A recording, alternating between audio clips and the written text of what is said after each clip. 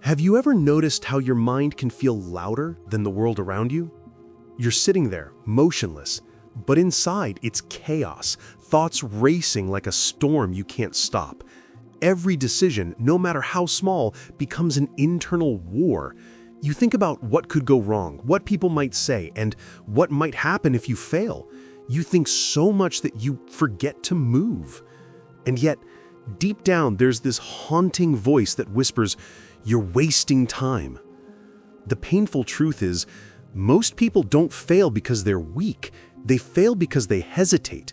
They drown in the noise of their own minds. But what if I told you that 2,000 years ago, philosophers had already found a way out of this mental trap?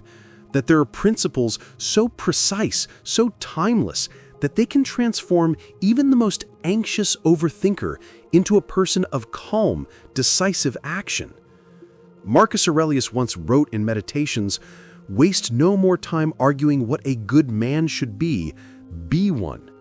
It wasn't just advice, it was a challenge to himself. Imagine that, the most powerful man in the world, an emperor, reminding himself daily not to get lost in thought, but to act.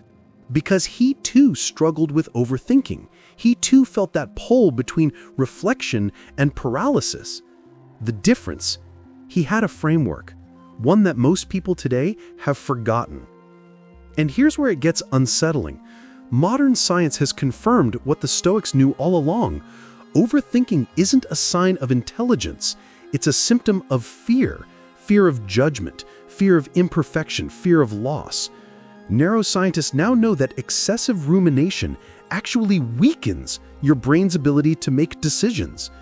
Every time you hesitate, you strengthen your habit of hesitation. You literally train your brain to stay stuck. So let me ask you something dangerous.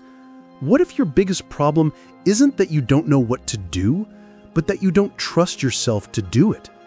What if your constant thinking is just your mind's clever disguise for fear? In this video, we'll uncover something powerful, truths buried in the writings of Marcus Aurelius, Seneca, and Epictetus, lessons that can snap you out of the endless spiral of what if and guide you back into motion. Lessons that have turned soldiers, artists, and leaders into people of unwavering calm and unstoppable will. But here's the catch. These aren't simple tips. They're mental weapons. They'll challenge the very way you think, strip away the lies you tell yourself, and rebuild your mind from the ground up. Because turning an overthinker into an action taker isn't about motivation. It's about mastering the war within. The Stoics knew that the mind, left unchecked, becomes the tyrant of your life. And over the next few minutes, I'll show you how they broke that tyranny, step by step. But before we reach those lessons, you need to understand the enemy you're fighting. Because without that, every Stoic quote, every motivational line you hear will fade like smoke. So stay with me. What you're about to discover isn't a list, it's a transformation. And by the end, you'll see why the greatest Stoics believed that stillness was not the absence of thought, but the mastery of it. There's a strange kind of exhaustion that doesn't come from running or lifting or doing, but from thinking. You know it, don't you? That fog that builds after hours of replaying a moment that's already gone, or predicting a future that hasn't even arrived. You lie in bed, eyes wide open, body still, but your mind refuses to rest. You rehearse conversations you'll never have. You imagine outcomes you can't control. You live twice, once in reality and once in your head. The Stoics had a word for this kind of torment, pate, the passions, not emotions themselves, but the disturbances of the soul. Seneca described them as storms that shake reason from its seat. He wrote on anger, "We suffer more often in imagination than in reality." Centuries later, modern psychology gave this torment a name, analysis paralysis. It's the invisible prison of those who think too much and act too little. Let me tell you a story. There was once a young Roman officer who wanted to serve the empire with honor. Every morning he woke before dawn, armor polished, sword sharpened. But before every battle, his hands would tremble. He'd imagine every possible mistake, every wound, every failure. So while his comrades charged forward, he hesitated for just a heartbeat. And in battle, a heartbeat is the difference between glory and death. One day, a senior commander noticed his hesitation. Instead of mocking him, the commander handed him a scroll. "Read this," he said. It was a fragment from the Stoic teacher Epictetus. "It's not things themselves that disturb us, but our opinions about them." That night, the young officer stayed awake, staring at those words. Could it really be that his fear wasn't coming from the battle itself, but from the thought of the battle? That the enemy wasn't the sword before him, but the storm inside him? You and I fight the same war, just with different weapons.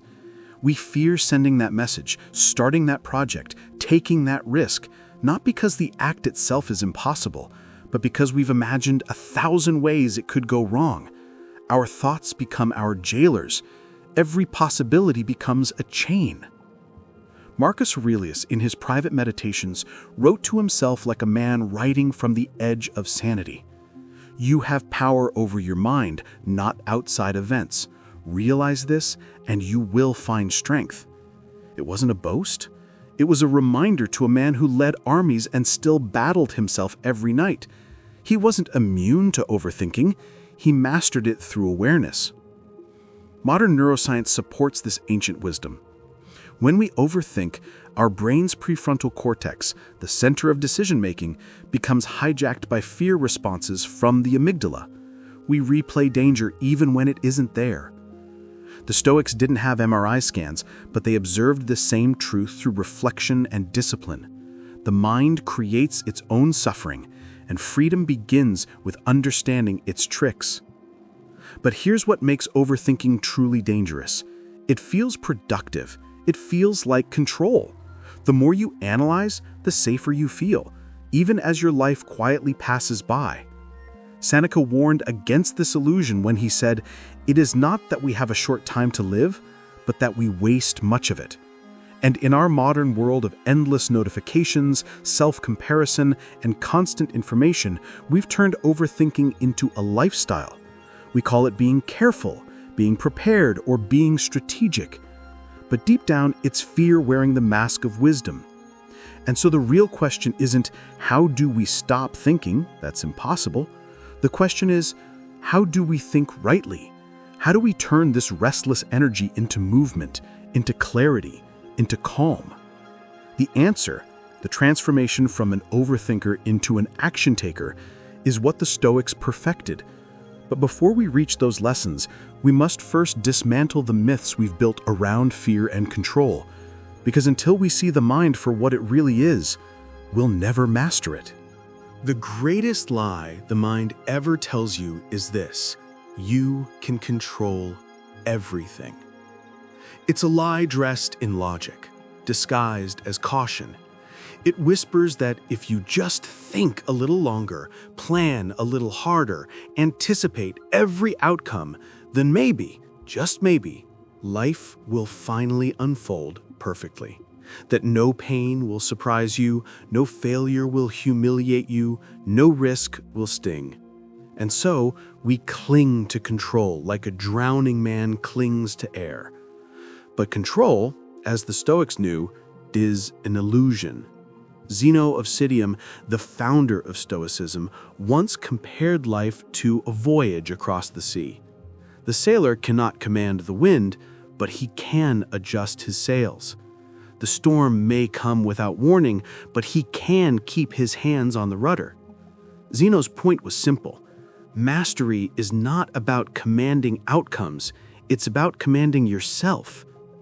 Seneca wrote in Letters from a Stoic, "What need is there to weep over parts of life? The whole of it calls for tears." He wasn't being grim, he was being real. Life will always surprise us. The Stoics didn't waste energy trying to predict or prevent uncertainty. They sought to dance with it, to become so grounded within themselves that chaos lost its power to shake them. But control, as the Stoics knew, is an illusion. Zeno of Citium, the founder of Stoicism, once compared life to a voyage across the sea. The sailor cannot command the wind, but he can adjust his sails. The storm may come without warning, but he can keep his hands on the rudder. Zeno's point was simple. Mastery is not about commanding outcomes, it's about commanding yourself. Seneca wrote in Letters from a Stoic, "What need is there to weep over parts of life? The whole of it calls for tears." He wasn't being grim, he was being real. Life will always surprise us. The Stoics didn't waste energy trying to predict or prevent uncertainty. They sought to dance with it, to become so grounded within themselves that chaos lost its power to shake them. But the modern world feeds the opposite instinct. We live in an age where control feels infinite. Endless data, instant access, predictive algorithms. You can plan your week, your diet, your finances, even your sleep with an app. Yet, despite all this, anxiety has never been higher. Why? Because our appetite for control keeps growing faster than our capacity for acceptance. The more we try to manage everything, the more fragile we become when life refuses to obey. Think about how many times you've delayed action because you wanted just a little more clarity. You overanalyzed that opportunity. You replayed that decision. You waited for the perfect sign. But the Stoics would call this for what it is, a subtle form of fear. Epictetus in his discourses said, "When we are hindered, disturbed, or grieved, let us never blame others but ourselves, that is, our own opinions." He meant that suffering doesn't come from the world, it comes from the way we think about the world. And that's where the illusion of control becomes poison. You start believing that certainty is the prerequisite for action, that you can't move until you've thought of every possible outcome. But life doesn't reward the thinker who waits. It rewards the one who moves despite not knowing. The Stoics weren't reckless. They were resilient. They believed in controlling only the controllable, their thoughts, their effort, their response, and surrendering the rest. Modern psychology echoes this truth in the concept of locus of control. Those who focus on what they can influence experience higher motivation and lower anxiety. Those who obsess over what they can't, the opinions of others, the future, the uncontrollable, live in constant stress. The Stoics discovered this thousands of years before it had a name. They simply called it discipline of assent, the power to decide which thoughts deserve your attention. And yet, here's the paradox. The moment you stop trying to control everything, you begin to control yourself. You become lighter, clearer, calmer. The noise fades. And in that silence, something powerful emerges, decisive energy. The same energy that made Marcus Aurelius rule an empire without losing his sanity, that kept Seneca serene while facing death, that turned Epictetus, a slave, into a teacher of kings. But how did they do it? How does a human being go from overthinking every move to moving with inner peace, no matter the chaos outside? What mental framework allowed them to act with conviction when others froze in doubt? That secret lies at the heart of Stoic practice, and it begins with understanding the architecture of your own thoughts. Because before you can master your mind, you must see how it deceives you. Have you ever watched your mind in silence? Really watched it, like an observer instead of a prisoner? It's strange at first. You start to notice how thoughts appear like clouds drifting through the sky. You can't stop them from forming, but you don't have to chase them either.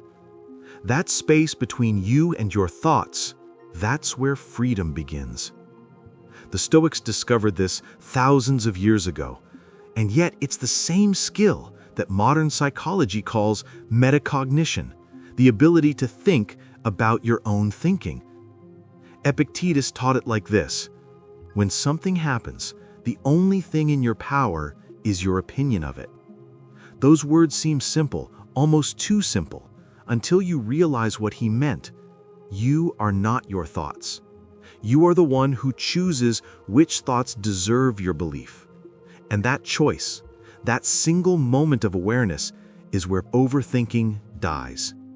Because overthinking thrives in confusion. It feeds on identification. When you believe every anxious story your mind tells, you hand over your peace, like a slave handing over his chains. Let me tell you a story. A merchant in ancient Athens lost everything in a sudden fire: his ships, his cargo, his wealth. For days, he wandered the ruins of his business in despair, replaying every decision that led to his loss. People pitied him, some mocked him. Then one morning, an old philosopher stopped and said, "What burns is wood and stone, not your reason.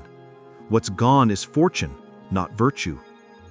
The merchant didn't understand at first, but those words haunted him until something inside cracked open. He realized he'd been grieving not just the loss, but the illusion that he ever controlled what would happen. That day, he started rebuilding not his business, but his mind. This was the essence of Stoic training. The mind is not an enemy to be silenced, but a tool to be trained. The Stoics didn't seek to escape thought, they sought to direct it. They practiced what they called prosoke, the art of attention. Every moment, they watched the judgments rising in their minds like sparks. This is bad, this is unfair, they shouldn't happen. And they learned to pause before letting those sparks become fire. They didn't kill emotion, they purified perception. Modern neuroscience calls this cognitive distancing.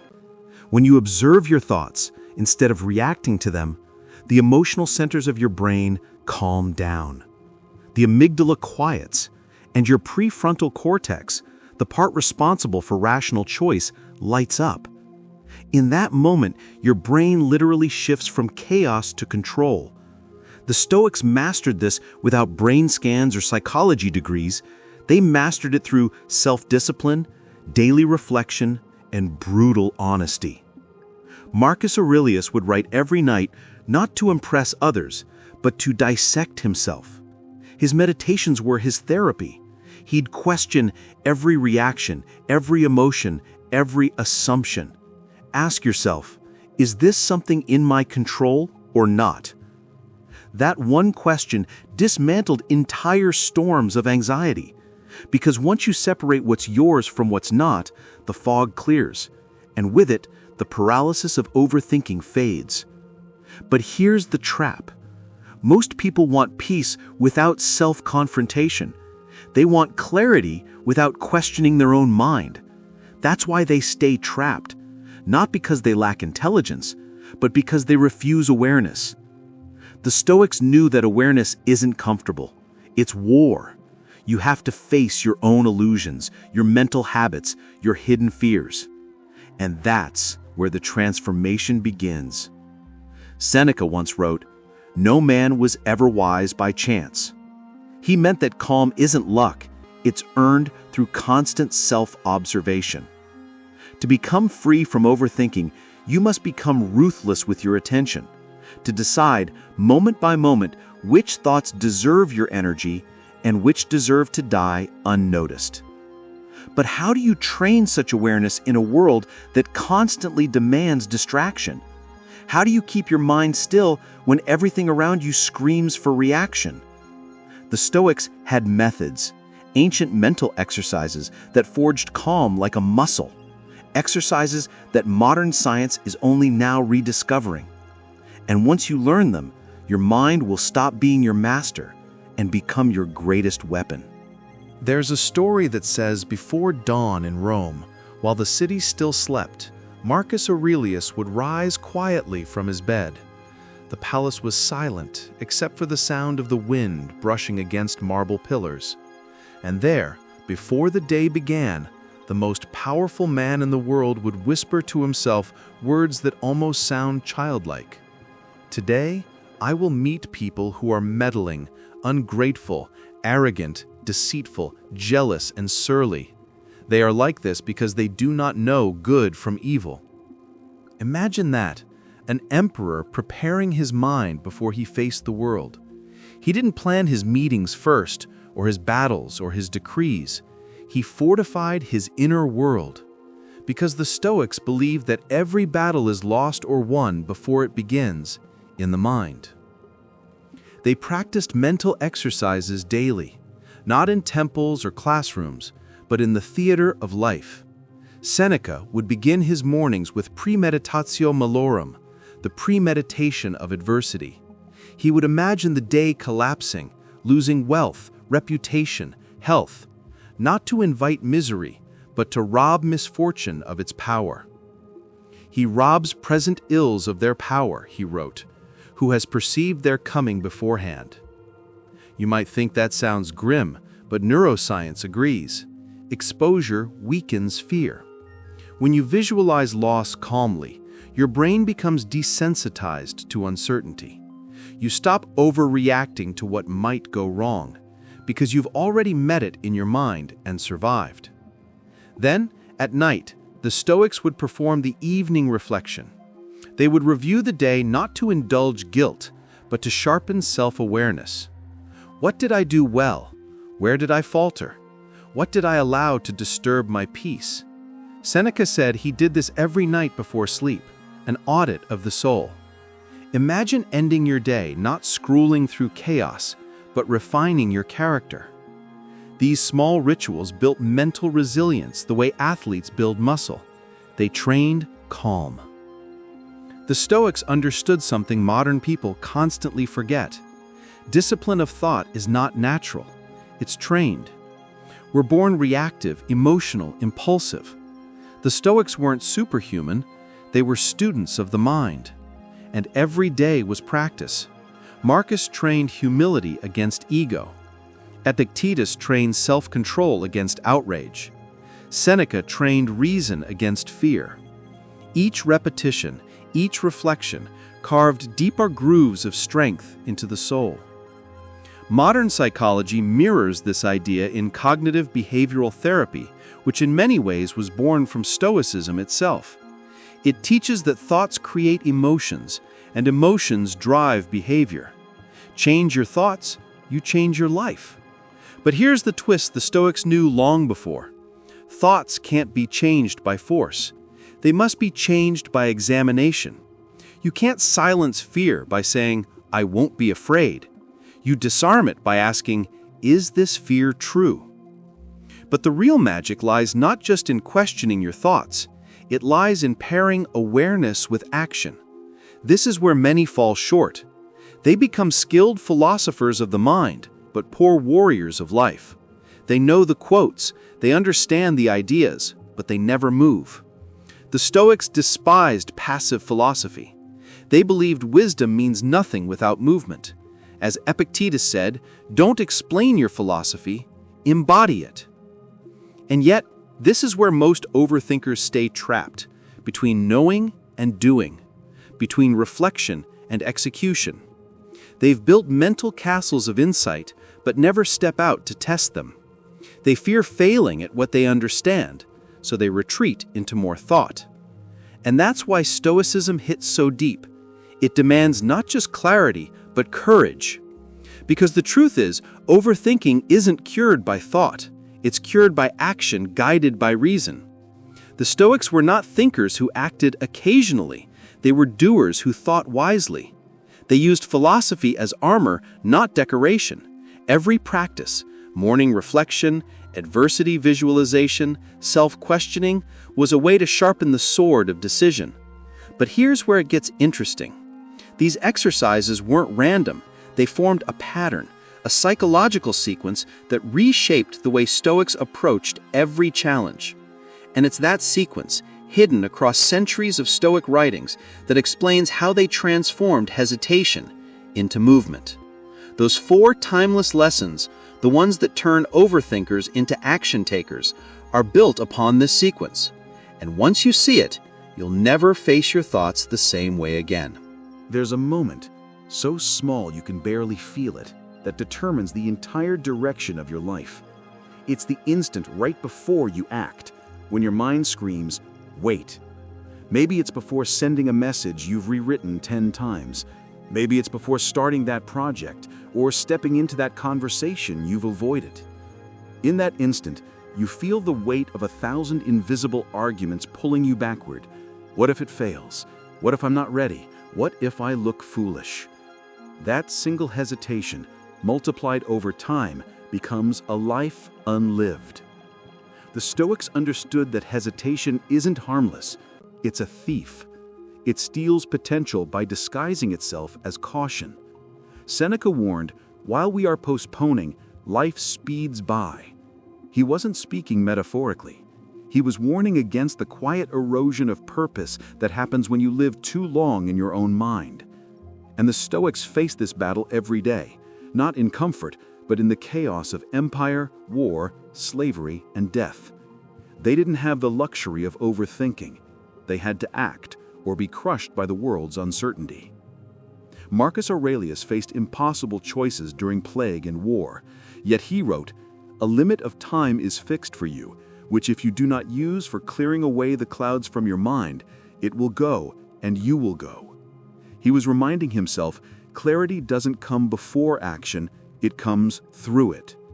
Waiting for the perfect plan is the fastest route to regret. But to act in chaos, that takes training. This is where the Stoics discovered something few people ever realize. Between thought and action, there's a hidden door, a space so subtle most never see it. Inside that space lies freedom. It's the moment where reason either conquers fear or fear conquers reason. And the Stoics trained that space like a muscle. They slowed time inside their own minds. When an impulse, emotion, or doubt appeared, they would pause, not freeze, but observe. Epictetus told his students, "Practice then from the start to say to every harsh impression, 'You are an impression, and not at all the thing you appear to be.'" That was the door. Recognize the impression. See it for what it is, just a thought, not a command. Modern psychology calls this the gap. Viktor Frankl, a man who survived the Holocaust and was profoundly influenced by Stoic ideas, wrote, "Between stimulus and response, there is a space. In that space is our power to choose our response. That is Stoicism in essence, the art of mastering that space. Most people rush through it. The Stoics lived there." Think about your own moments of hesitation. You already know what you need to do. Somewhere deep down, the truth is clear, but the mind builds its walls. It's not the right time. I'll start when I feel ready. I need more information. These walls are made of thought, but they feel real because you believe them. The Stoics called this the tyranny of opinion. They taught that nothing enslaves the soul more than mistaking your assumptions for reality. And yet, here's the twist. They didn't try to destroy fear, they transformed it. Marcus didn't wake up fearless, he woke up trained. Seneca didn't act without doubt, he acted despite it. They learned to use fear as fuel, a signpost pointing toward growth. Because the Stoics realized something revolutionary. If fear appears right before action, that's proof the action matters. That's why they lived deliberately, not quickly, but consciously. Every choice was a test of self-command. They knew that life doesn't reward thought alone, it rewards those who act in alignment with thought. Every decision, every step forward was a declaration, "I am not ruled by the noise of my mind." But what allowed them to make that declaration, to consistently act without being paralyzed by overthinking, wasn't mere courage. It was a mental framework built from a few core principles, refined through centuries of Stoic practice. 4 principles so simple and yet so devastatingly effective that they rewired how the mind reacts to fear, doubt, and hesitation. These are the same lessons that transformed hesitant thinkers into powerful doers, emperors, generals, teachers, and philosophers alike. And in the next part of our journey, we'll begin to uncover the first of these 4 Stoic lessons, the one that tears down the illusion of fear and gives birth to motion. But before we reach it, you need to understand something crucial. Why the mind resists movement, even when it knows what's right. Because to defeat hesitation, you must first know its source. Here's the paradox. The human mind craves progress but fears movement. It dreams of freedom but clings to the familiar. It's not laziness, it's protection. Deep in the brain, in the primitive circuits that evolved to keep us alive, there's a rule that whispers, "Stay where it's safe." In ancient times, that instinct kept us from walking into danger. Today, it keeps us from walking into life. Overthinking is the mind's clever defense mechanism. It gives you the illusion of safety. You tell yourself, "I'm not avoiding the task, I'm just preparing. I'm not scared, I'm being thorough." But beneath those noble-sounding excuses lies the real truth. You're afraid to lose control. Every time you think instead of act, your brain rewards you with a small dose of comfort, a chemical sigh of relief, because in thought, nothing can go wrong yet. The problem? In thought, nothing can go right either. Seneca saw this trap centuries ago. He wrote, "There are more things to alarm us than to harm us, and we suffer more often in imagination than in reality." He understood that fear feeds on imagination. The more vivid your mental movie, the stronger the emotional reaction. You think you're being rational, but you're actually rehearsing pain. You're living every failure before it even exists. That's why overthinkers feel exhausted. They've lived 1,000 defeats without taking a single step. Modern neuroscience agrees. When you imagine a fearful event, your amygdala fires as if it's real. Your body floods with stress hormones. Your heart rate increases. Your muscles tense. The brain can't always tell imagination from experience. It prepares you to survive, not to act. That's why the Stoics focused not on changing emotions directly, but on changing interpretation. They trained their minds to see events not as threats, but as facts. Epictetus taught this relentlessly. When you are offended at any man's fault, turn to yourself and study your own failings. Then you will forget your anger. He was teaching emotional redirection, the ability to pause, reflect, and act with reason instead of reaction. The same principle applies to fear. When you feel stuck, the Stoics would say, don't fight the fear, interrogate it. Ask, is this within my control? Is this true? Will this matter a year from now? The moment you do, the emotion loses its grip. But there's another reason the mind resists movement: identity. We become attached to our overthinking because it feels like part of who we are. The analytical one, the careful one, the perfectionist. We wear these labels like armor. The Stoics saw this too. They believed we create unnecessary suffering by clinging to false identities. Marcus Aurelius reminded himself, "You have power over your mind, not outside events. Realize this, and you will find strength." Notice, he didn't say you are your mind, he said you have one. To the Stoics, identity was fluid. It could be trained, molded, elevated. So why do we resist action? Because action threatens identity. Once you act, the story changes. You might succeed, you might fail, but you can no longer hide behind potential. And the ego hates that. The ego thrives in the realm of almost ready, almost certain, almost perfect. It's safer there. But the Stoics knew the cost. The more time you spend preparing for life, the less life you actually live. Seneca once said, "It is not because things are difficult that we do not dare. It is because we do not dare that things are difficult." Overthinking magnifies fear until courage seems reckless. But courage, to the Stoic, isn't the absence of fear, it's the refusal to be ruled by it. And that's the heart of transformation. Because once you understand why the mind resists, you gain leverage over it. You begin to see hesitation not as a personal flaw, but as a signal, a call to awareness. Every time fear appears, it's an invitation to practice mastery. The Stoics didn't eliminate hesitation, they redefined it. To them, fear was the gateway to strength. And now, you're ready to step through that gate, because what comes next is what the Stoics discovered on the other side. The first of 4 timeless lessons that transformed their hesitation into decisive motion.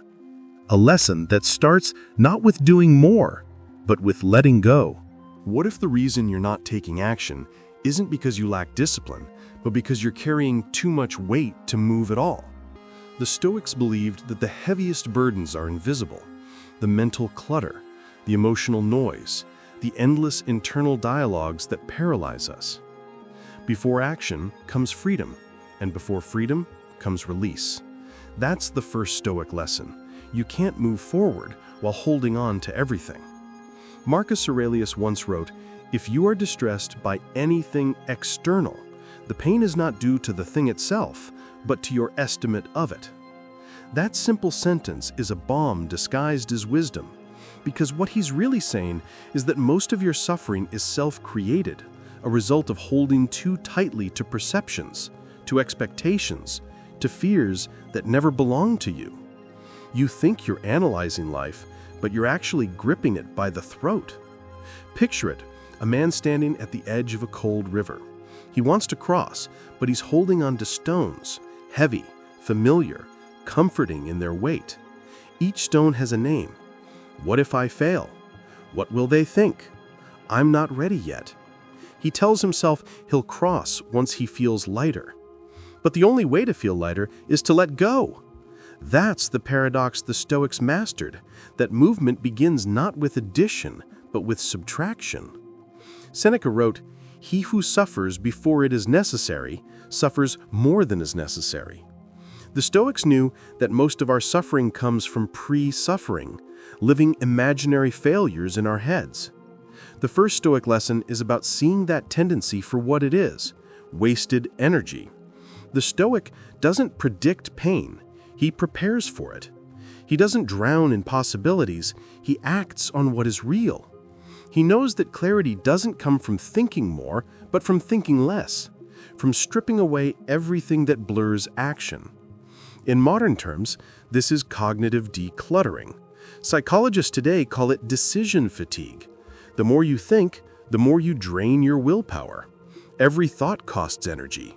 Every loop burns fuel. That's why overthinkers are often the most tired, not because they've done too much, but because they felt too much without acting. The Stoics anticipated this truth 2,000 years ago. Their solution? Simplify the mind. Focus only on what is within your control. As Epictetus said, make the best use of what is in your power and take the rest as it happens. That's the doorway to action. But here's the twist. Letting go isn't comfortable. It feels like dying. Because when you release a fear, an identity, or a dream that no longer serves you, part of your old self dissolves. That's why most people never reach this point. They confuse release with loss. But the Stoics understood that every act of surrender creates space for strength. The weight you drop becomes the ground you walk on. Think of it like this. Every hesitation, every moment of doubt is just a stone asking to be put down. When you stop rehearsing what if, you start living what is. That's what Marcus meant when he said, waste no more time arguing what a good man should be. Be one. Action, not theory. Movement, not meditation. Not because thinking is bad, but because thinking without purpose becomes a cage. And yet, this is only the beginning, because once the Stoics learned to lighten the mind, they discovered something even more powerful. A force that doesn't just remove hesitation, but reverses it. A force that turns fear into motion itself. It's the second Stoic lesson, and it's what separates ordinary people from those who act with unshakable calm even when the world burns. But we're not there yet. Because before we reveal that force, before we cross that river, you must understand something deeper. What happens inside you when fear becomes fuel, and how the ancient Stoics trained that transformation, not in theory, but in fire. Fear has always been seen as the enemy of action. But to the Stoics, fear wasn't the problem, your relationship with fear was. The second Stoic lesson reveals something radical. You don't conquer fear by resisting it. You transform it by using it. Modern science agrees. When fear arises, the amygdala floods the body with adrenaline, the same chemical released during excitement. The difference between anxiety and courage isn't biology, it's interpretation. The Stoics discovered this thousands of years ago, long before brain scans proved it. They realized that every rush of fear is actually energy waiting to be redirected. What weakens most people is not fear itself, but the story they attach to it. Epictetus said, "It's not what happens to you, but how you react to it that matters."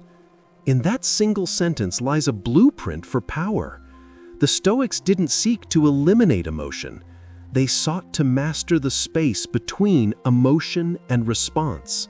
That space, they believed, is where freedom lives. And when fear enters that space, it becomes momentum. Think of Marcus Aurelius, emperor of Rome, commander of legions, student of philosophy, facing invasion, betrayal, and plague. The weight of an empire sat on his shoulders, and yet his writings reveal no panic. Instead, he wrote, "A blazing fire makes flame and brightness out of everything that is thrown into it." This wasn't poetry, it was practice. Marcus turned adversity into energy. Whatever threatened him became fuel for discipline, clarity, and peace. That's what the Stoics called sympathia, the understanding that everything, even fear, serves the greater order of nature. Nothing is wasted. The Stoic warrior doesn't suppress fear, he absorbs it. When the heart races, he thanks it for reminding him he's alive. When doubt whispers, he listens, learns, and moves anyway. He treats fear not as a command to stop, but as a signal to focus. You can see this same transformation in modern warriors. Firefighters rushing into flames, surgeons steadying trembling hands, athletes on the edge of exhaustion. The fear never leaves, it evolves. What separates those who freeze from those who move is training, not of the body, but of the mind. The Stoics practiced this daily. They used premeditatio malorum, the premeditation of evils, imagining loss, failure, and death, not to suffer in advance, but to disarm fear. Once you've faced the worst in your mind, reality loses its edge. Seneca described it beautifully. We suffer more in imagination than in reality. When you bring imagined pain into the light, it can no longer control you. The Stoics didn't hide from fear. They met it early, shook its hand, and invited it to train with them. By rehearsing the worst, they discovered peace in the present. Fear became not an obstacle, but a map, showing exactly where growth was waiting. And here's the paradox that breaks the overthinker's spell. The more you fear something, the more energy it holds for transformation. The Stoic sees fear as a torch. The brighter the flame, the more it can light the path forward. Every time you act despite fear, you reclaim power from it. You show your mind who's in command. You turn reaction into response, emotion into motion. But this transformation doesn't happen instantly. It requires practice, a rhythm between awareness and action. You train the mind to reinterpret fear, to breathe through it, to see it as nature's reminder that you are alive and capable of more. The Stoics used fear as feedback, proof that they were standing at the edge of expansion, because fear always appears right before growth. Yet even as they learned to turn fear into fuel, the Stoics knew something else. something darker, something most people avoid. They realize that even after mastering fear, there's still one force that can shatter action completely. The chaos of emotion itself, the storms of anger, desire, sadness, pride, forces that twist logic and drown purpose. And so, to truly become unshakable, they forged the third Stoic lesson, one that doesn't just transform fear, but transcends it entirely. A lesson that teaches how to stay calm in chaos, untouched by the world's noise.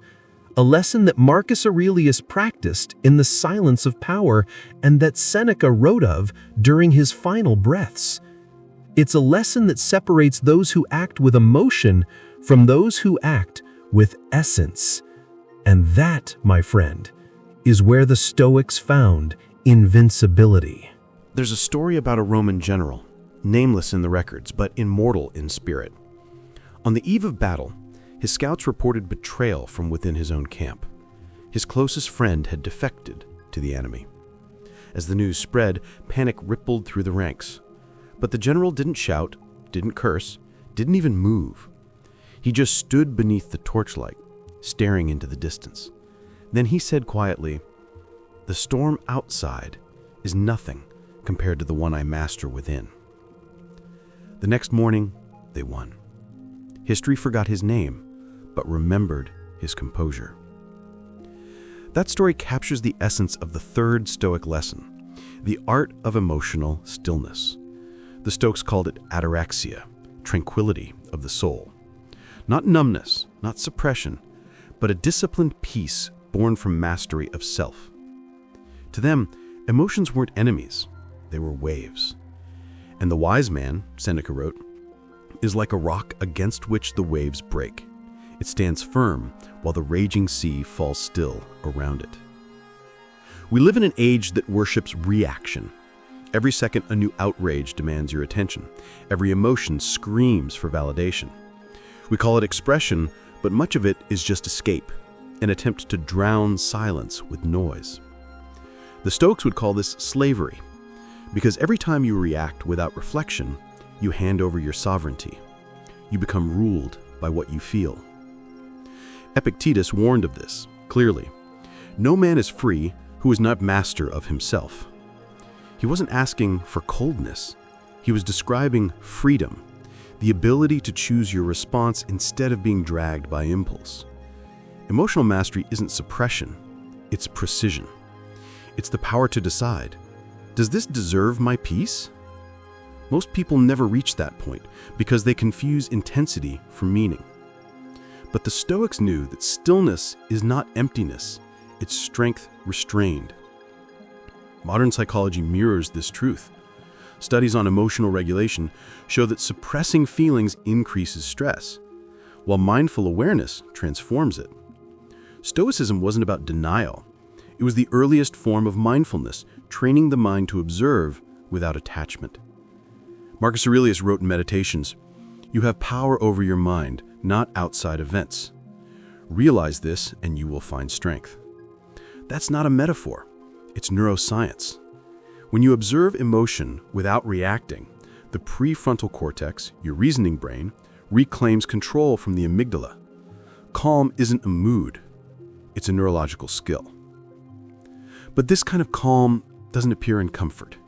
It's forged in chaos, in betrayal, heartbreak, loss, and pressure. The Stoics didn't learn peace by meditating on mountains. They learned it in the noise of the forum, the filth of the battlefield, the uncertainty of empire.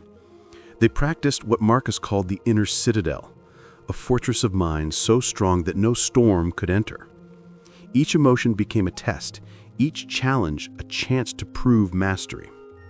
Think of your own storms, the argument that ruins your day, the failure that makes you doubt your worth, the regret that won't stop replaying. Each of these moments is a battle for your inner kingdom. The question is, who rules it? The emotion or the observer? The Stoics trained to make awareness the king. They saw every emotional surge as an invitation to return to reason, not to escape feeling, but to feel without being consumed. Seneca advised, "We suffer more often in imagination than in reality." But he also warned of emotions born from pride, envy, and desire, the illusions of the ego that turn peace into poison. He urged reflection. What need is there to weep over parts of life? The whole of it calls for tears. To the Stoics, emotion was inevitable. Enslavement to it was not. True stillness wasn't the absence of pain, it was the decision to remain unbroken in its presence. And yet, as profound as this stillness is, the Stoics knew it was only the third stage of mastery. Because even emotional tranquility can become a trap. If you take pride in your calm, you've already lost it. If you define yourself by control, you're still chained to control. There's a higher state, a final lesson that frees the Stoic completely. Marcus Aurelius hinted at it often, but never said it plainly. It's hidden between his lines, whispered in his prayers, and lived in his final days. A lesson that goes beyond action and calm, something that fuses them both into a single way of being. The last Stoic lesson isn't about mastering life. It's about becoming one with it. But before we reach that revelation, you must understand the danger of false calm and how easily even wisdom becomes ego. Because only by seeing how mastery can corrupt itself can you transcend it. And that's where the Stoic journey begins to turn inward towards the truth that no philosophy, no habit, no practice can give you. Only you can realize it. There's a story told of a Stoic scholar named Arrian, one of Epictetus's greatest students. They say that after years of training, he developed such composure that nothing seemed to touch him. When insulted, he smiled. When praised, he remained silent. People marveled at his serenity, and soon he began to marvel at it too. One day, his mentor Epictetus said to him, "You have mastered appearances, but not yourself." Arrian was confused. "But I no longer react," he said. Epictetus replied, "Exactly. You fear reaction. You have traded one master for another." That's the danger the Stoics warned of. False calm. When stillness becomes performance. When detachment becomes pride. When the ego hides behind serenity. Because if you suppress emotion to appear strong, you're not mastering it, you're masking it. Real Stoic composure isn't about feeling nothing, it's about feeling everything without losing your center. Seneca captured this perfectly. To be calm is the highest achievement of the self. But he also knew how delicate that balance was. The ego loves to turn progress into identity. The moment you start thinking, "I am wise, I am calm, I am above this," you've already fallen. True tranquility is invisible. It doesn't need to prove itself. It simply is. This is where many modern seekers stumble. They turn Stoicism into a costume, a mask of coldness, a refusal to feel. They quote Aurelius in arguments to prove superiority, but forget that Marcus wrote his meditations to humble himself, not to preach. His writings weren't proclamations, they were confessions. He was reminding himself daily, stop talking about what a good man is, be one. Every page of Meditations is a man fighting himself, not flaunting victory. Because real mastery isn't about looking unshaken, it's about being so aligned with reality that you no longer need to resist it. That's what Epictetus meant when he said, "Seek not for events to happen as you wish, but wish for events to happen as they do." To a false Stoic, that sounds like surrender. To a real one, it's liberation. The false calm clings to control. The true calm flows with nature. The false calm suppresses. The true calm observes. The false calm protects the self. The true calm dissolves it. That's why Marcus called life a river, because everything changes and resistance is suffering. Stillness is not the dam, it's the depth. But here lies the next great test. What happens when life hits harder than your calm can handle? When death enters the room? when betrayal cuts deeper than words, when everything you built collapses. That's when the illusion breaks.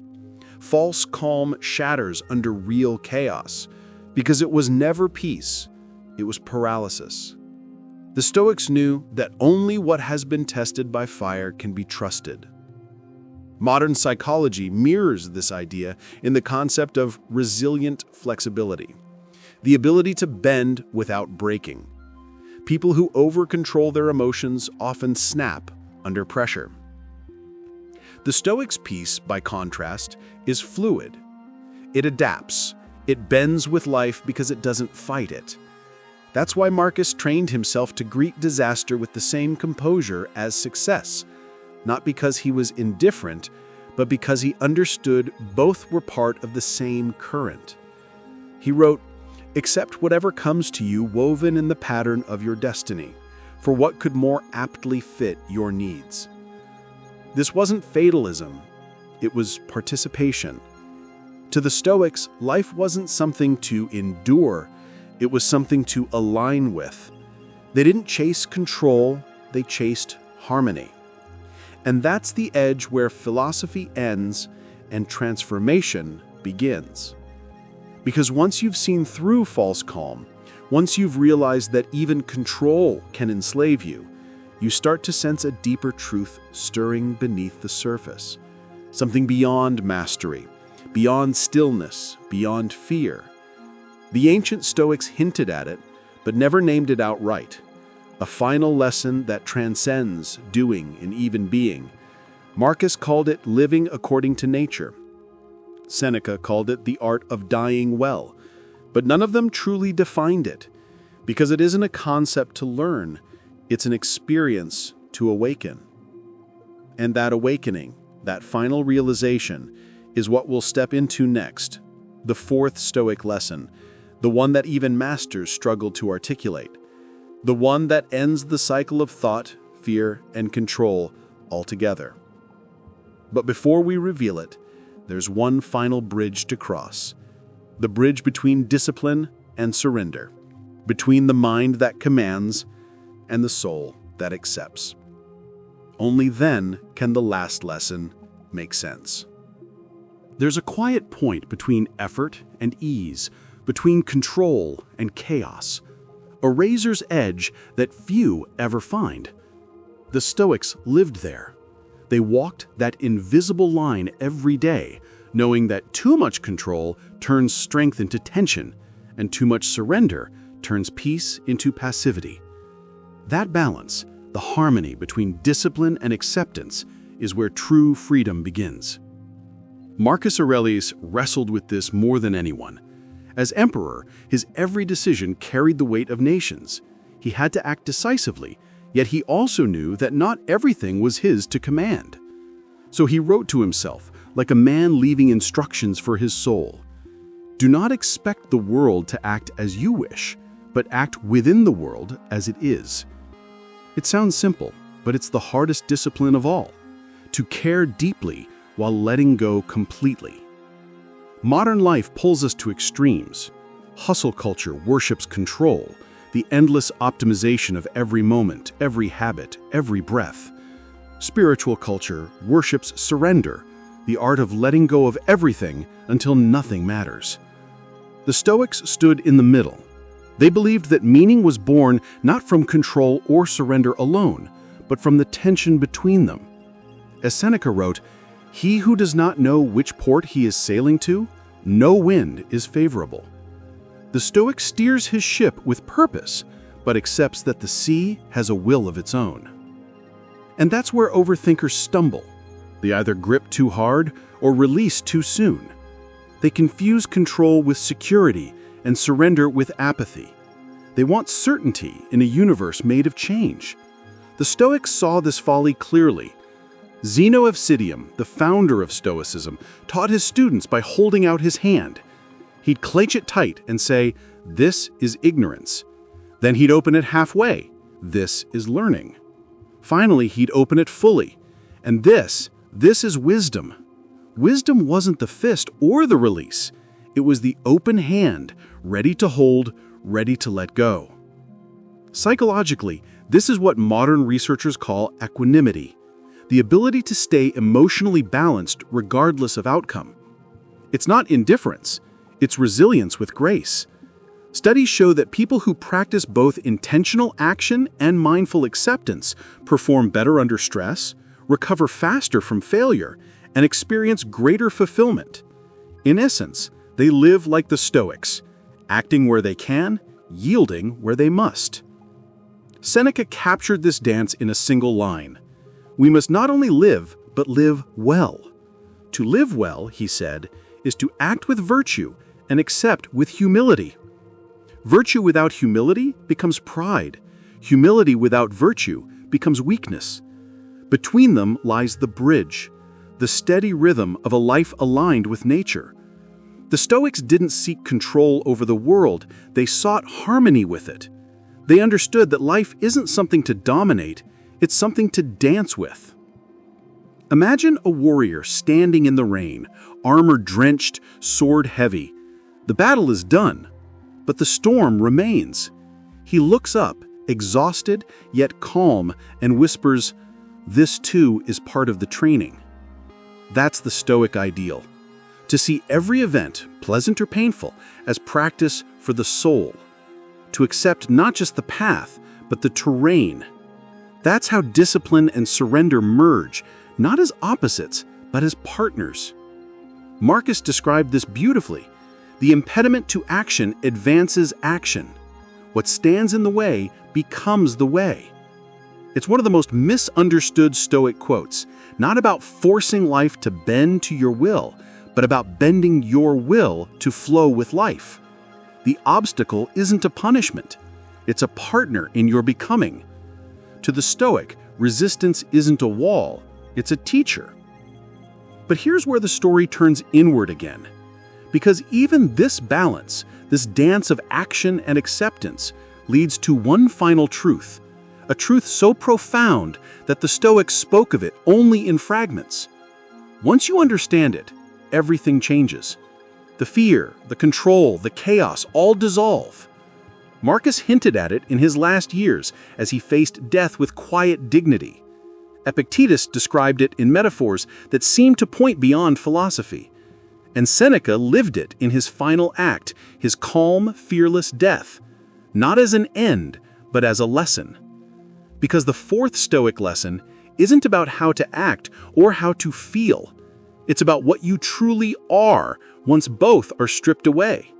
It's about the state beyond overthinking, beyond emotion, beyond identity. The lesson that makes every other lesson make sense. And to reach it, we must first pass through the hardest truth of all, that nothing, not even you, truly belongs to you. Every philosophy, every belief, every habit of control eventually breaks on the same truth. You own nothing. Not your possessions, not your time, not even your thoughts. The Stoics understood this with painful clarity. They saw that clinging, even to virtue, even to wisdom, is still a form of fear. Because to cling is to deny impermanence, to pretend that the river of life can be held still in your hands. Seneca wrote, "We are rented to this world. The body, the breath, the heartbeat, all on loan." The Stoics didn't see this as tragedy, but as liberation. To them, the realization that nothing truly belongs to you means nothing can truly be taken from you. When you release ownership, you release fear. When you release fear, you release overthinking. Because what is overthinking but the desperate attempt to hold on to what can never be held? Marcus Aurelius confronted this truth daily. Every morning he reminded himself, you could leave life right now. Let that determine what you do and say and think. Those weren't words of despair, they were words of awakening. To remember death is to remember life. To remember impermanence is to stop postponing what matters. And that's the secret most people avoid. They don't fear failure. They fear loss. Loss of certainty. Loss of control. Loss of self. The Stoics went straight into that fear and found peace on the other side. They realized that the more you cling to yourself, to your identity, your history, your image, the heavier you become. And heaviness is the root of hesitation. Epictetus told his students, when you kiss your child, say to yourself that you may not have him tomorrow. To modern ears, that sounds brutal. But to the Stoic, it was sacred. It wasn't detachment from love, it was love purified by truth. Only when you accept impermanence can you love fully without fear of loss. Only when you accept death can you live without panic. In modern psychology, we find echoes of this wisdom in the concept of radical acceptance, the practice of seeing reality exactly as it is without resistance. Studies show that people who embrace impermanence experience less anxiety, greater resilience, and deeper joy, because once you stop fighting time, you start flowing with it. Imagine standing at the edge of the sea at night. The waves erase every footprint you leave. You could curse the water for taking them, or you could marvel at the beauty of their disappearance. That's the Stoic vision of life. Every moment both created and erased. Every breath both given and taken. To live well is not to leave permanent marks, but to move in rhythm with impermanence itself. But here's the paradox. Once you accept that nothing belongs to you, you don't become empty. You become infinite. Because when you no longer cling to a single identity, you can move freely between all of them. You become adaptable, resilient, untouchable. The Stoics called this living according to nature, the understanding that you are not separate from the flow of existence, but part of it. You don't own life, you are life. That's the edge of the final lesson, the truth Marcus touched as he faced his last breath, the peace Seneca found as he opened his veins, the freedom Epictetus carried even as a slave. It's the realization that ends overthinking forever, not by solving thoughts, but by dissolving the thinker. You felt its shadow throughout this journey, in every lesson, every struggle, every quiet moment between control and surrender. And now, as we cross into the final lesson, the Stoics invite us to step beyond mastery, beyond philosophy, beyond the self itself. Because the fourth lesson, the one they never wrote plainly, is not about what you must do, but what you must become. And what you become when all else falls away is something timeless. And now, at the end of every question, every hesitation, every storm of thought, comes the final Stoic lesson, the one that Marcus Aurelius, Seneca, and Epictetus each pointed to, but never named directly. The lesson that turns overthinkers into action takers, not by force, but by freedom. The lesson is this: become the stillness behind all motion. This is the essence of Stoicism. Not the suppression of emotion, not blind discipline, but the realization that you are not your thoughts. You are the space between them. You are not the chaos of your mind, but the awareness that watches it. When you act from that stillness, action becomes effortless. Decision becomes natural. Fear dissolves, because the one who watches the storm cannot be swept away by it.